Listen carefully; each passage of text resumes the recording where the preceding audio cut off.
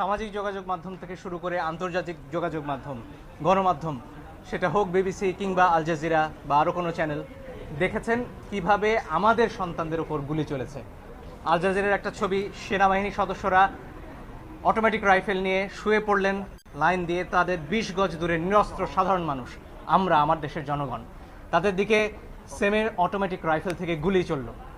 এর দৃশ্য দেখার পরে আসলে বাসায় বসে থাকার কারো কোনো সুযোগ নেই। আমাদের যার যার অবস্থান থেকে প্রতিবাদ করতে হবে এবং একজন আইনজীবী হিসেবে সেই কাজটি করার জন্য আজকে আমরা আদালতে এসেছি। আমরা আদালতে বলেছি নিরস্ত্র প্রতিবাদকারীদের উপরে গুলি চলতে পারে না, যেটিকে ইংরেজিতে লাইভ রাউন্ড বলা হয়, সেটি করার কোনো সুযোগ নেই। আর অনেক ভিডিও আপনারা দেখেছেন, একটি কিশোর 4 তলা একটা নির্মাণাধীন ভবন থেকে সে ঝুলে রয়েছে, তার কিচ্ছু করার উপায় নেই, ওই অবস্থায় তার ওপর গুলি চলেছে অনেকবার। আপনারা দেখেছেন রিয়া গোপ তার বাবার কোলে গুলিবিদ্ধ হয়েছে, আরেক শিশু সে তার চোখ দিয়ে গুলি ঢুকেছে, মাথার পেছন দিক দিয়ে বেরিয়ে গেছে। জিজ্ঞেস করুন সে কোথায় ছিল, তার বাসায় ঘরের ভেতর জানালা দিয়ে বাইরে তাকিয়েছিল, এই তার অপরাধ। এই জন্য আমরা স্পষ্টভাবে বলেছি যারা আন্দোলনকারী তাদের উপরে লাইভ রাউন্ড অর্থাৎ গুলি ছোড়া চলবে না। আপনারা প্রয়োজনে টিয়ার শেল ছুড়ুন, লাঠি চার্জ করুন, রাবার বুলেটও ছুড়ুন, তাতেও বহু মানুষ অন্ধ হয়েছে হয়তো, সে খবর আপনারা দেখেছেন, এত কাছ থেকে রাবার বুলেট ছোড়া হয়েছে।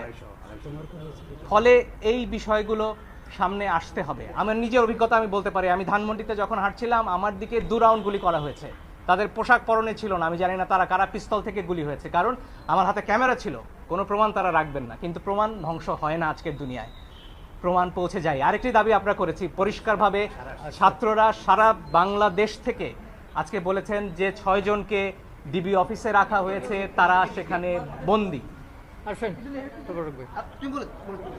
তারা স্পষ্টতই ছাত্ররা বলেছেন কালকে ডিবি অফিস থেকে বা যেখান থেকেই হোক যে ভিডিও প্রকাশ করা হচ্ছে, সেই ভিডিওতে যে কথা বলা হয়েছে সেটি অস্ত্রের মুখে হয়েছে, ছাত্ররা সেটি বলেছেন। এবং এই ধরনের আন্দোলন প্রত্যাহারের দাবি ছাত্ররা মানেন না, তারা সেটি বলেছেন। আইনজীবী হিসেবে আমার কথা হচ্ছে, যখন গোয়েন্দা প্রধান বলেন যে নিরাপত্তার প্রয়োজনে তাদেরকে তিনি নিয়ে এসেছেন এবং সেখানে তাদের খাবার দাবার করার ছবিও, খাওয়া দাওয়া করার ছবিও প্রচার করা হয়, তখন আমার কথা হচ্ছে হাসপাতাল থেকে একজন মানুষকে, একজন নাগরিককে কিভাবে তুলে নেওয়া হয়, কোন আইনে, আদালতে আমরা এই প্রশ্ন করেছি। আপনারা নাইমের ক্ষতবিক্ষত শরীর দেখেছেন, তার গায়ে পিটিয়ে কি অবস্থা করা হয়েছে পত্রিকায় এসেছে। আমি জানি অনেক ইলেকট্রনিক গণমাধ্যম দেখাতে পারেননি, কিন্তু পত্রিকায় সে ছবি আমরা দেখেছি। সেই নাহিদ কে যখন নিয়ে যাওয়া হয় তখন এটা বিশ্বাস করার কোনো কারণ নেই যে তাকে সেখানে আপ্যায়ন করার জন্য নেওয়া হয়েছে। ফলে আমরা আদালতে বলেছি এই 6 জনকে অবশ্যই আদালতের সামনে আনতে হবে এবং তাদের কাছ থেকে জানতে হবে যে তাদেরকে কি আটকে রাখা হয়েছে নাকি তারা স্বেচ্ছায় ডিবি অফিসে বেড়াতে গেছেন।